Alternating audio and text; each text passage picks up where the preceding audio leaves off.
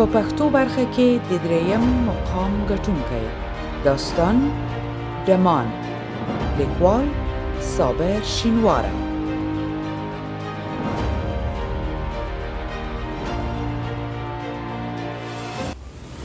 صابرخان شینواری د 1982 کال د اپریل په لومړۍ نیټه د ننګرهار ولایت د هسکې مینې ولسوالۍ د ګیډې په کلي کې زیږېدلی دی.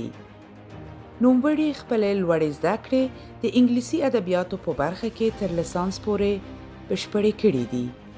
کیسه لیکوال او شاعر دی. د ده چاپ شوي آثار: درمسال چوک، لنډې کیسې، سبا رنگ، شاعري، انسان په فاصله د انسان، لنډې کیسې، باب د په بیان د هنیمون کې ناول، د ریاض تصنیم نثري کلیات، سپوږمۍ ته لار سفرنامه او د تنقیدي مضامین کتاب د چاپ په حال کې دی.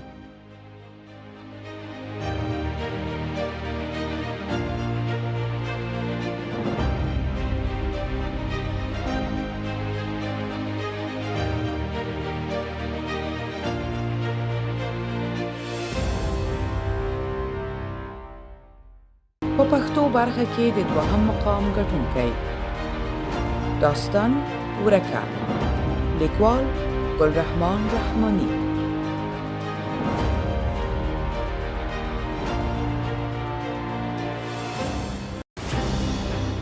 ګلرحمان رحماني د مولا عبدالرزاق زوی په 1315 لمریز کال د وردګو ولایت د چک ولسوالۍ په قولک کې زیږېدلی دی.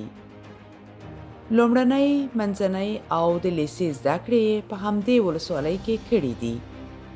په 1383 لمریز کال د حضرت عمر فاروق له لیسې فارغ شوی دی.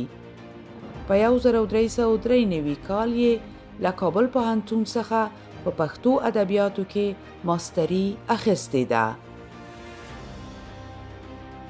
10 کاله یې له بېلابېلو رسنیو سره د مدیر، پروډیوسر، ژباړن او خبریال په توګه کار کړی دی. له 1390 کال راهیسې په بغلان پوهنتون کې د ادبیاتو پوهنځي استاد او د دې پوهنتون د مسلکي پراختیا مرکز رئیس دی. له 1385 کال راهیسې د 500 شاوخوا کې څېړنیز، شعري او داستاني آثار خپاره شوي دي. په پښتو، دري او انګلیسي ژبو بلد دی.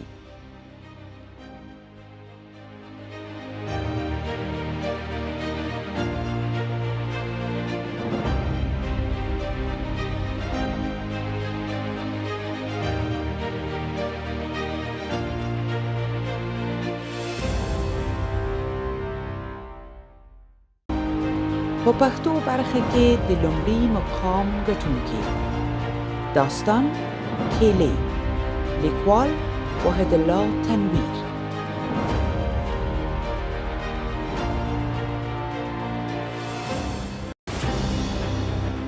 وحید الله تنویر د احسان الله زوی په 1378 لمریز کال د پکتیا ولایت احمد آباد ولسوالي د فیروزخیلو په کلي کې زیږېدلی دی. لومړنۍ زده کړې یې د فیروزخیلو په منځني ښوونځي او لوړې زده کړې په عبدالخیلو لیسه کې بشپړې کړې دي. په 1402 لمریز کال یې د لغمان پوهنتون د ژبو او ادبیاتو له پوهنځي د فراغت سند اخیستی دی. دا مهال په یوه شخصي ښوونځي کې ښوونکی دی. د دې ترڅنګ هغه د لنډو کیسو او ډرامو لیکوال دی.